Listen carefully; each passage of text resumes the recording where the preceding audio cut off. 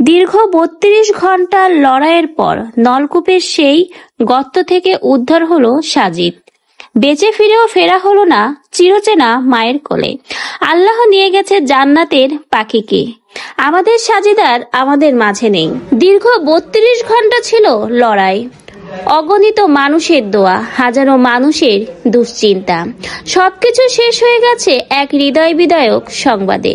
শিশু সাজিদ আর ফিরে আসবে না কখনোই তার মায়ের কোলে। কখনোই সে তার মাকে আর জড়িয়ে ধরতে পারবে না, কখনো ডাকতে পারবে না মামা বলে। এমনকি মা তার সন্তানকে কখনোই আর বুকে আগলে নিতে পারবে না। শিশু সাজিদ না ফেরার দেশে পাড়ি জমিয়েছে। সবকিছু এক নিমিষেই শেষ হয়ে গেছে হৃদয় বিদায়ক এই সংবাদে। যে ছোট্ট বাচ্চাটির জন্য পুরো দেশ প্রার্থনায় ছিল, সেই গর্তের পাশে দাঁড়িয়েছিল তার মা, বারবার তাকিয়েছিল গর্তের দিকে। কখন নলকূপের ওই গর্ত থেকে উদ্ধার হবে তার শিশু সাজিদ? কখন আবারও তার সন্তানকে সে বুকে জড়িয়ে ধরবে? কখন তার সন্তান তাকে আবারও মা বলে ডাকবে? সাজিদের মায়ের মনে ছিল হাজারো প্রশ্ন।